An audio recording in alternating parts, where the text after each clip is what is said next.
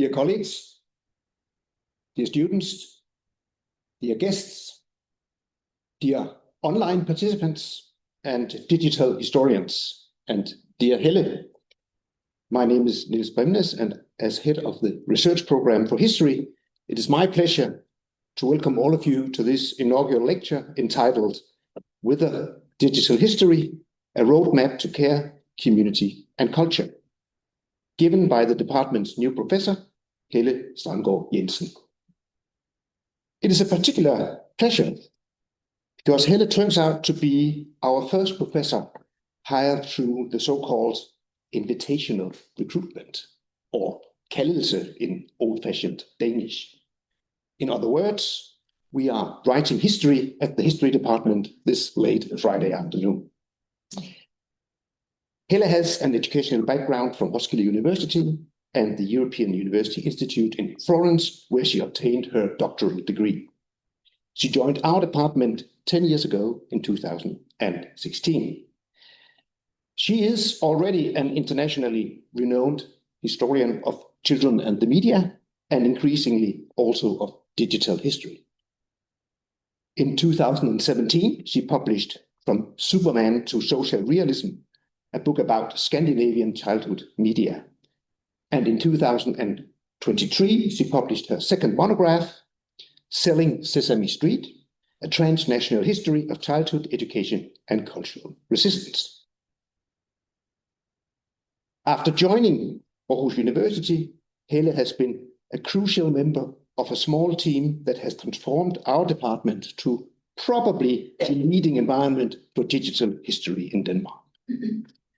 And she is now holding an ERC consolidator grant and serves as PI of the project Changing Childhoods in the Early Era of the World Wide Web, simply known as WebChild.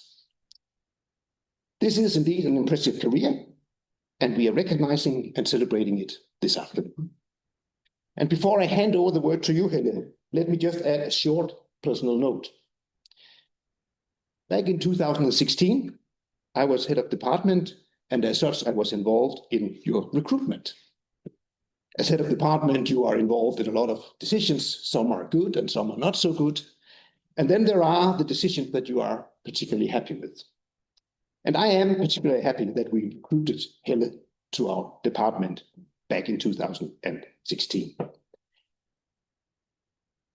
Obviously because of her impressive academic record, but also because we recruited a person who engaged herself heavily in the administrative and social life of the department.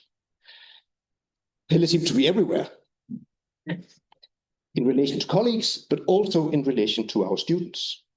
I think this is important because this is what creates viable academic environments. It is rewarding for a department like ours to have staff members offering the kind of engagement which you, on top of your academic merits, have offered over the last decade. So I would like to thank you for that. But Helle, do tell us where history, or where digital history is going. Give us the roadmap.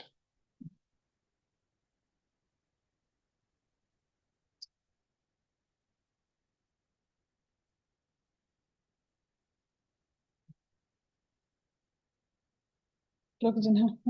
Er den slukket ned? Kan I høre mig? Ja.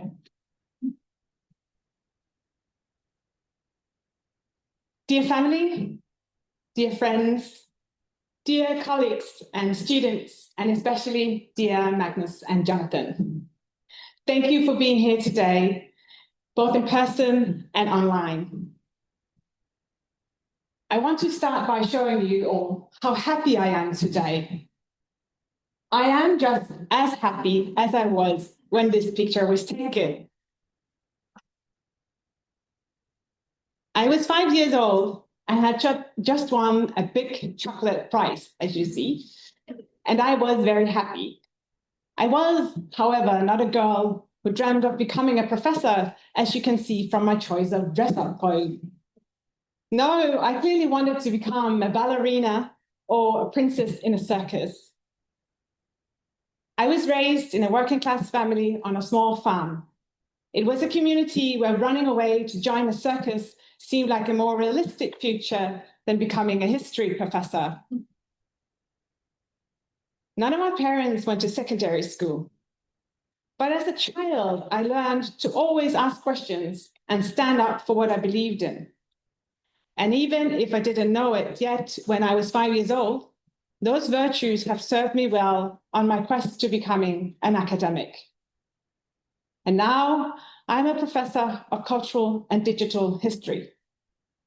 Having not only one, but 2 academic fields to cover might seem like a lot. But I like it because it implies a default interdisciplinarity, which has become the hallmark of my academic career. I graduated in 2008 with an MA from Roskilde University in both history and Danish linguistics. My hometown university was the right place for me, even if I have later come to understand that a BA from a more prestigious university would have looked better on my CV. Roskilde University is founded on the belief that students learn best when working together on so-called problem-oriented projects. This pedagogy instilled in me a great love for interdisciplinary teamwork. The fact that we got no grades for the first 2 years was an added bonus.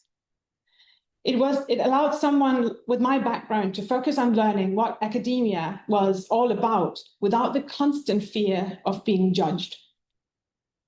I feel fortunate to have been part of a learning environment where posing interesting questions and self-motivation were at the center rather than grades and tests.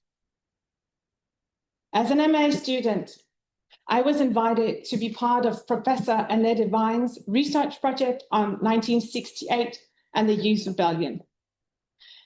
Annette's mentorship has been one of the most formative experiences of my career. I ended up writing an MA thesis that was deeply inspired by her group's empirical work and its theoretical foundation in new cultural theory. Sorry, I'm a bit nervous.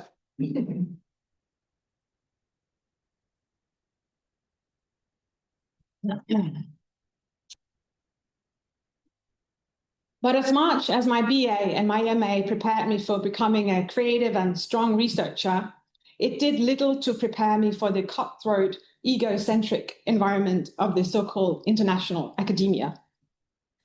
The inclusive and welcoming research culture I had been part of as a student in Roskilde was a shocking contrast to what came next. The highly competitive atmosphere at the European University Institute in Florence, Italy, where I did my PhD. At the UI, I learned about all the hierarchies of modern academia, between PhD students and professors, between greater and lesser universities, between very important and run-of-the-mill journals, between good publishers and bad publishers, between highly regarded and lesser respected subdisciplines, about the importance of English language skills, about edge indexes and what have you of ego-tripping mania.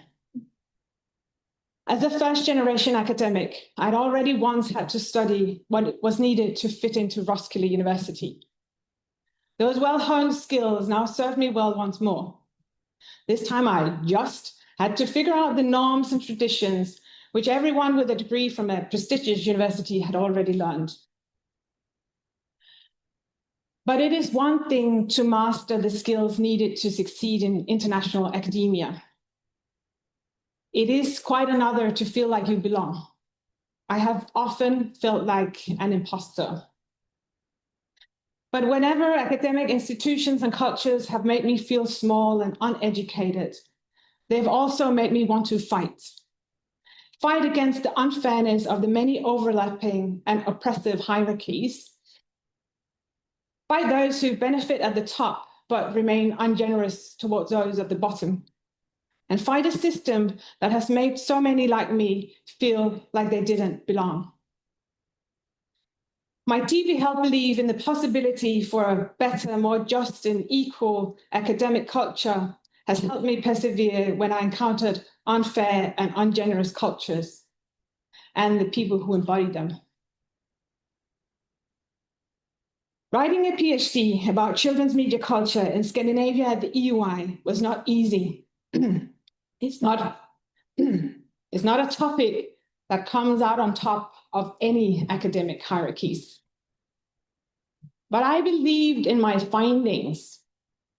My work clearly demonstrated that public debates about children's media are central to the negotiation of norms and values in modern-day society.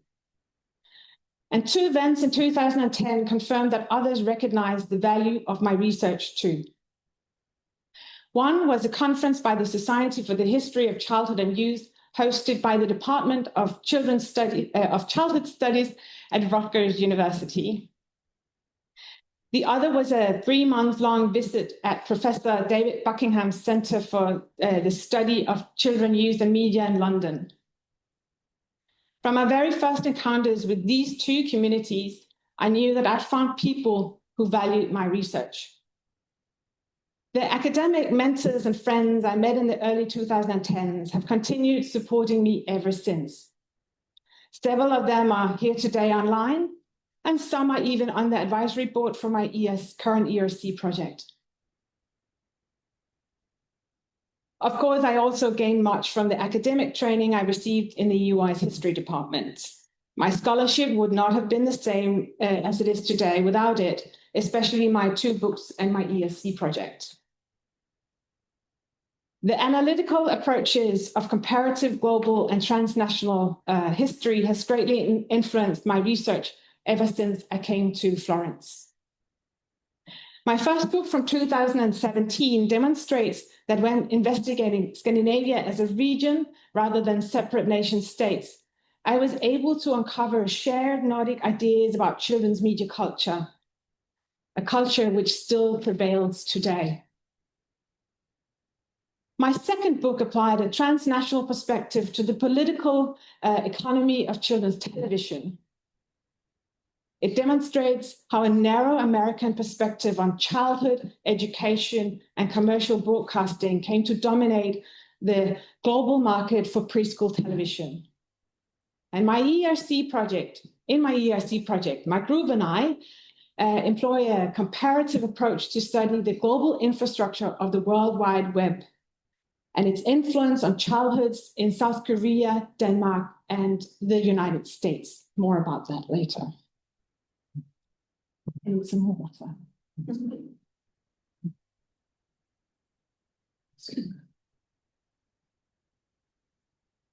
It was also at the UI that I encountered the many, many different ways of doing history that is practiced throughout Europe and beyond. And it was in one of the EUI's many seminars that I first encountered the article which has inspired this lecture's title. The article is written by Professor Nara Milanic, and its title is Whither Family History, a roadmap from Latin America. So in other words, the article asks, where should family history be going in the future? It is a so-called historiographical article where a historian analyzes what has been written by others in the same field. In Nara's case, it's a brilliant analysis of family history. She discusses the questions, approaches, methodologies, sources, and periods other family historians have chosen for their work and what their conclusions are. Clearly, my lecture is not about family history. Rather, it's about digital history, as it says, Whither Digital History, a roadmap to care, community, and culture. I believe that historiography is a great place to start when considering what digital history is. But I will not turn this lecture into a historiographical analysis. I will present some conclusions that I have drawn from working in this field for more than a decade now. But first, a point about historiography itself. Knowing what has been written by other scholars is what makes it possible to write new, interesting contributions. After all, if you don't know what came before, how can you know that what you're doing is something new, that it is a valuable contribution? You must read, analyze, and understand how others have worked with the subject. Preferably, you must read many books all at once in many languages. Knowing the work of other historians, of other scholars, enables you to reuse and repurpose their knowledge for your ideas, to understand the context of what you're studying. In combination with a good creative research question, this knowledge is what enables historians to write new history. This might sound like an obvious thing to emphasize, or it might even sound a little strange. As a professor of digital history, why wouldn't I say that new methods are what pushes historical research forward? True, I've seen a great deal of innovation in various historical subfields when historians have used new digital methods. But I have also seen many scholars using digital methods to analyze historical sources without contextualizing their findings. Applying digital methods to historical sources is not enough to make a valid historical research if it isn't contextualized. New methodologies only bring innovation to a given field if the researchers who utilize them are willing to do the hard work needed to stay in conversation with the existing literature. The histories of children's media I have produced have been written in conversation with the work of other childhood and family historians, media historians, historians of the welfare state, and of many more historical subdisciplines. But far from all my scholarly conversation partners have been historians. Much of my research has drawn upon the work of scholars from cultural studies and media studies, from childhood studies, education, sociology, comparative literature, and linguistics. As a contemporary historian, operating in areas where few other historians have before, my historiographical conversations are not limited to my fellow historians. But while I truly value the interdisciplinary scholarly communities I am part of, I regret that so few other historians are interested in the 1990s and 2000s, especially now that I have ventured on to study the early era of the World Wide Web.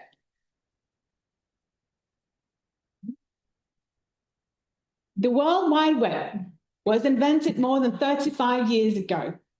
It is one of the most influential interventions of our time. As a digital historian, I have a particular interest in the web. It has been a central force in the digitization of everyday life. This means that when we want to study contemporary history, our sources often come in a digital format. A real treat, actually, if you, like me, are interested in digital methods. But the web should not only be of interest to those who value digital challenges. Seeing how influential the web has been to so many parts of the world, to so many areas of human life, it should be of interest to many contemporary historians, especially if they want to help society understand the changes we're experiencing right now. These are changes which might be fueled by technology, but they impact everything from culture to politics, to the economy and social structures. If we want to understand the power of and the ideas behind today's big tech companies like Microsoft, Amazon, and Meta, and today's tech bro culture, datafication models, and the like, we need to study the web of the 1990s and the 2000s. We need to do that because the ideas of neoliberalism, globalization, and individualism of those 2 decades have shaped much of today's digital culture. History can be the key to challenging the status quo of today, to make improvements. History has the power to demonstrate that technology is never neutral. Technology is always shaped by a society at a certain place at a certain time, and it's shaping that society in turn. The web, for instance, has developed into many different things in different countries. The very end of the World Wide Web we know in Europe today is far from a given. GDPR regulation is a great example of technology, that technologies can be regulated, can be changed, can be altered. History has the power, the ability to contextualize the dominant digital technologies of our time. History can show that they're a product of certain ideas, values, and norms. And by doing so, history can show all of us that technologies are not inevitable or neutral or unbiased. They don't come from nowhere. This point has been proven by scholars in areas such as media studies, science and technology studies, and cultural studies. But historians are yet to join the party. My group and I are trying to make some headway, but I hope that more people will join us soon. The more historians we have that study the origins of today's digital culture, the sooner we can stop seeing modern day tech as inevitable. This will help all of us ask if other futures are possible than those presented by the CEOs of big tech companies. Historicizing everyday digital phenomena like social media, smartphone apps, and AI helps us to question the worldview presented to us by a small tech elite in the US and their enablers. My current research project, A Web Child, is funded by the European Research Council. In that project, we're historicizing a small but very important slice of today's digital culture. That is children's online culture. So I know that most of you have heard about this project already. In fact, you might have for years. While I was preparing for my interview with the EIC, it wasn't only my colleagues I pitched it to. I also enrolled my family and my friends and my fellow rowers. And they kind of took part in my rehearsals. So let me take this opportunity to thank all of you for helping me sharpen my ideas by showing your interest in them and asking all kinds of questions. Everyone from the young rowers in Brabant to friends with no interest in academia, or to colleagues who impersonated very nasty peer reviewers. You've all helped me articulate my aim for the Web Child project. Thank you. So the overall question we ask in this project is, how did the global phenomenon of the World Wide Web influence childhoods in South Korea, Denmark, and the United States from 1995 to 2005? All three countries were digital frontrunners in the latter half of the 1990s. And by 2005, roughly more than 75% of all households in the US had access to the World Wide Web, about 80% in Denmark, and about 85% in South Korea. Within the span of 10 years, the web had become a part of children's everyday lives. The period between 1995 and 2005, here the Danish, American, and South Korean children started playing online games, chatting online, looking for entertainment and information, and making their own websites and fan communities. And everyone from advertisers to publishers, to educators and politicians, to legacy media organizations wanted children to be part of this new and exciting web.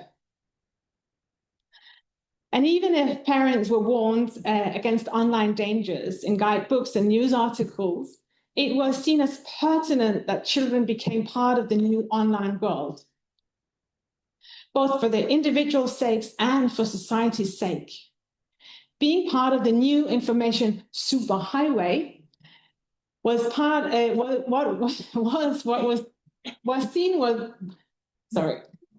seen as what would get them a job and give society an edge in the global economy. So here you have it, the information highway. Children were, across all three countries, seen as digital natives, being better at using new computer technologies and navigating the web than their parents. But why was this? Why do we see such similarities across the three countries when they had very different pre-existing childhood and media cultures? And also what differences persevered? To answer our many questions, we compare the three countries on three analytical levels. On the ideas level, we investigate how public discussions took place around children and the web. On the use level, we explore what children did online. And on the spaces level, we analyze the online environment produced for children.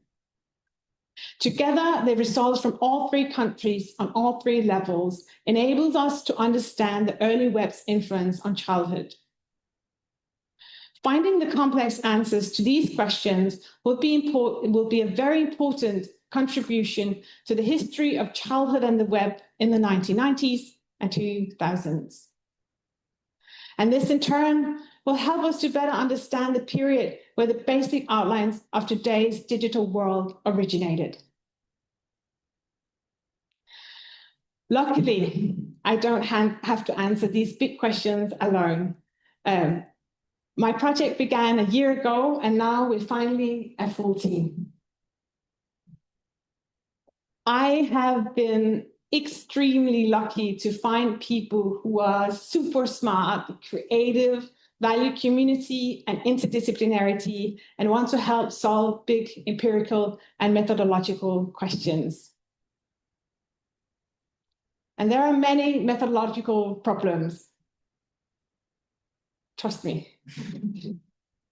Investigating online cultures historically means a lot of working with a lot of different sources, including what is called the archived web. I will spare you the gory details of the technical monster that is web archives, but I will give you a little taste. Be warned. To understand the challenges of the archive web as a historical source, imagine WebChild team comes in every day to work to tame a digital dragon, all dressed up as a war machine.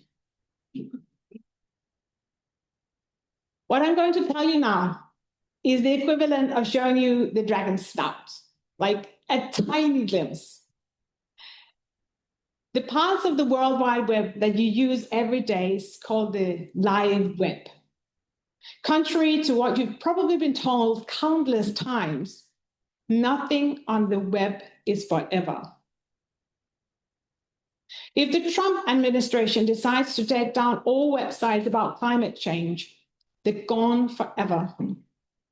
The same happens if a company changes its website or you change your own personal site. What was before disappears completely. The web does not remember unless somebody made a copy. And that actually happens less often than you might think. Professor Niels Brücker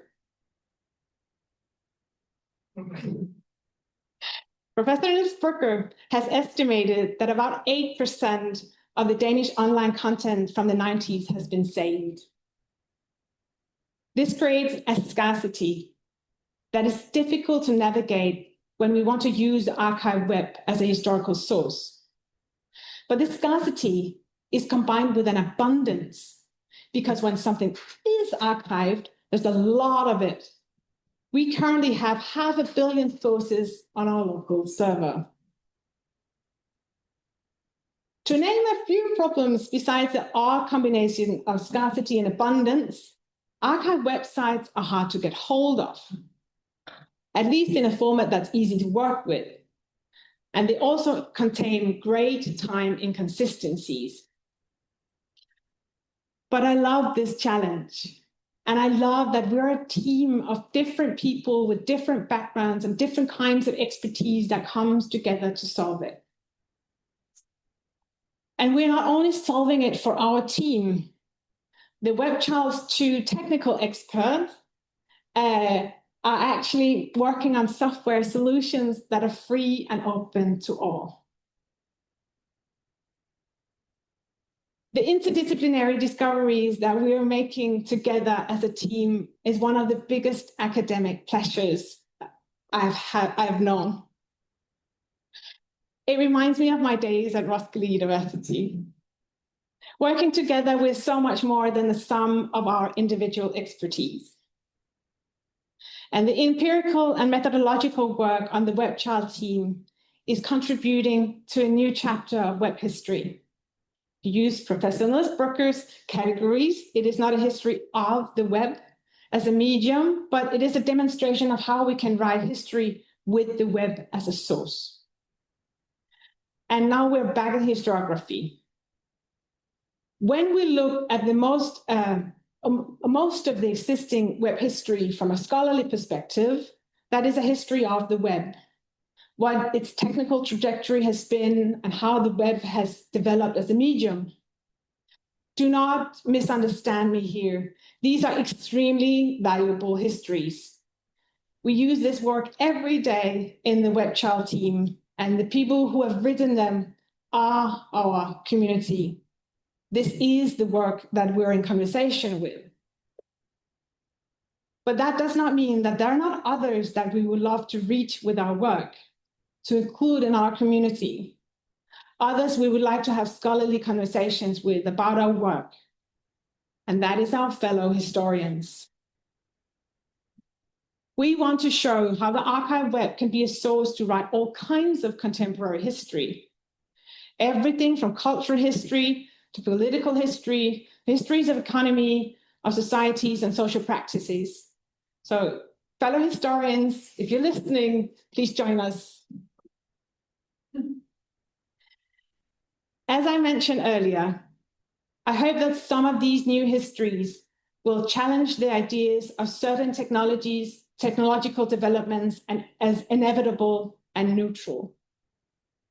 I hope that these new histories will help us make sense of the world from a new vantage point. I already see that the histories we will write in WebChild propose strong counter-narratives to the web as invented by young, white male geniuses from the English-speaking world. A lot of what we see in the WebChild team, in the early web communities, are users from many different places with many different backgrounds. And while this is more observations than solid findings at this stage, imagine what a history that centers users of the web can do. If the history of the web is told as a history of its users, how it was built as it was populated, then how can big corporations continue their extortion of labor, money, and data? How can that be allowed to be continued? A history of the web from below is a history that challenges the power structures of today's digital world. My suggestion of a change of the web's popular history might seem drastic. The popular histories of the internet and the web are US-centric, male-centric, and focused on individuals and private companies rather than public infrastructure, funding, and users. Can we just change history like that? History is, by outsiders, often seen as a collection of facts that are only waiting to be discovered in sources. But history is the opposite. It's an interpretation, often a highly qualified interpretation made by someone with a lot of experience in a particular subfield. but it is an interpretation nonetheless, and it can change. We can change the popular history of the web from being about the ideas of a few men to the contributions of billions. The latter history will not erase the former, but it will challenge its completeness as a comprehensive and true account of the popular past.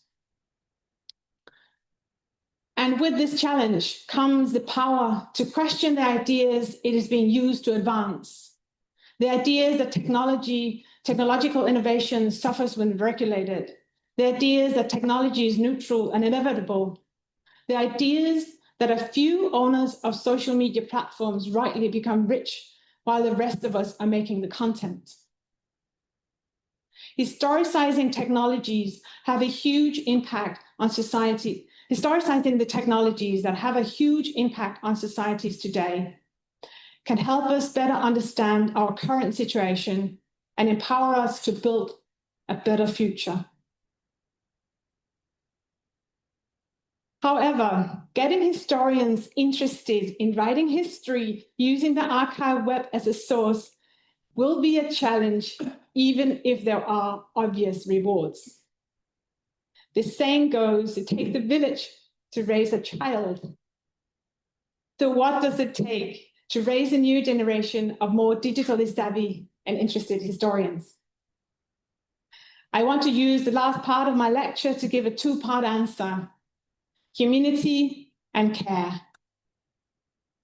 As all good answers, this one has a history. So we need to take another step back into the 2010s. When I finished my PhD at the European University Institute, I started in a position as assistant professor of film and media studies at the University of Copenhagen. Being a historian with expertise in childhood and media, getting involved with contemporary media literacy research felt natural. In 2014, I started working on a big EU project led by Professor Jackie Marsh, where everyday cultures of children's media use and media literacy were central components. And while the project centered on children, it got me thinking, what kind of digital tools do historians use on a daily basis? And what kind of media literacy is needed amongst historians? Since the 1990s, almost all historians have increasingly been relying on digital infrastructures to do their work. To mention just one example, it is almost impossible to enter a reading room without going through having ordered your sources via some sort of digital infrastructure. So this puts an increased sort of digital infrastructure into the professional use of sources. And the use of that digital infrastructure requires a knowledge of how search algorithms work and what they search in and how they rank results, etc. In short, it requires a complex and professional specific kind of media literacy to understand how digital infrastructures impact historical research.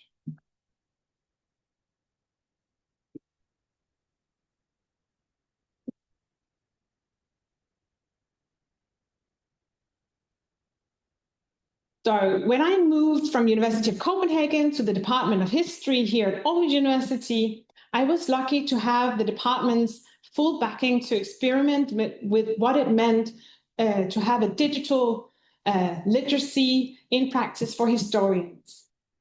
Because I was immediately, by my head of department, charged with revamping the course for reference resources.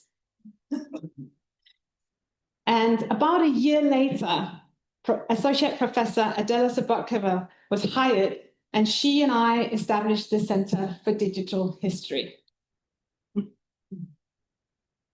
As we decided to share the directorship, we've been able to cover a lot of ground. We have been teaching a strand at the Digital Humanities Summer School in Oxford. We have also had countless of events training colleagues in a wide range of use of digital methods. data management, and ethics. And since 2018, we've taught all BA history students at Aarhus University about digital archives and digital methods.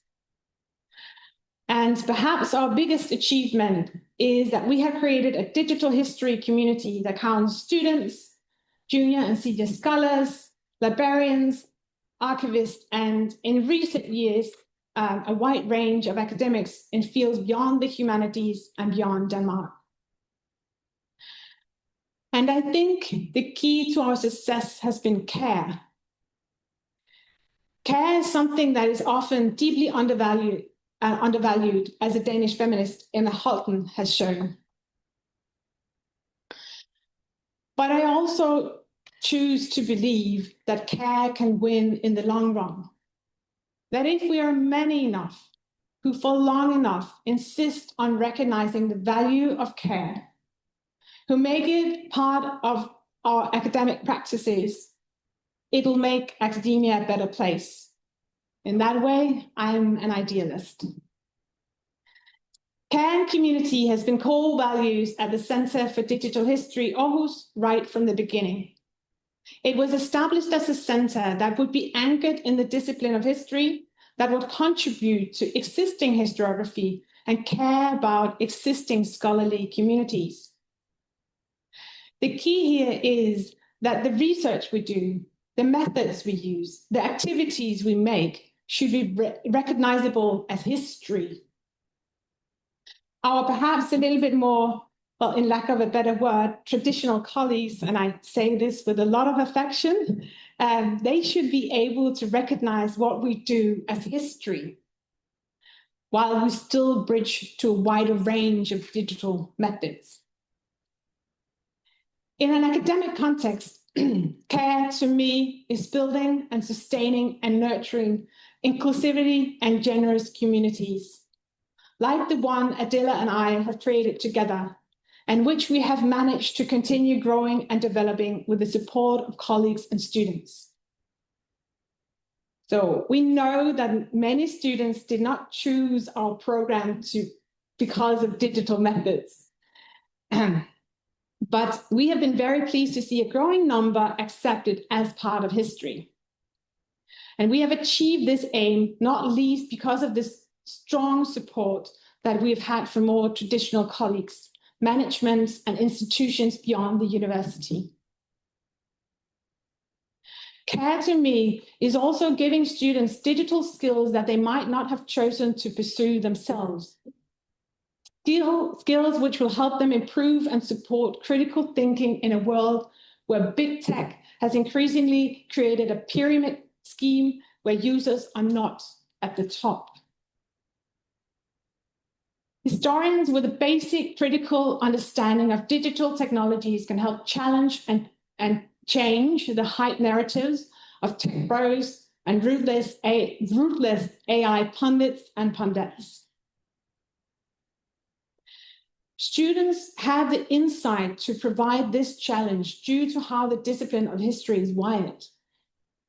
Historians talk about sources when others talk about data. That is because historians always acknowledge that data is made, never neutral facts. The combination of how sources or data is made, how digital infrastructure shape that production, and how history is a narrative we make using data, that combined awareness about data and knowledge production is at the heart of what historians do. And in a society where we fight over information and knowledge, the skills of historians are central to our central solution. History, when done well, is part of what makes citizens immune to the lies of aspiring fascists and big corporations.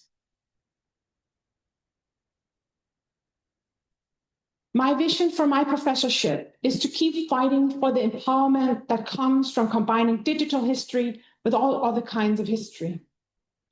To keep using digital tools, approaches, and perspectives in combination with all the other layers of knowledge, methods, and skills that makes history what it is. Much of my work in the coming years will be about the history of the early web and how to make historians use web archives. But I will do this work while still caring about what digital approaches, advances, and skills is needed in our wider community of students and colleagues. And that brings me to my very last point.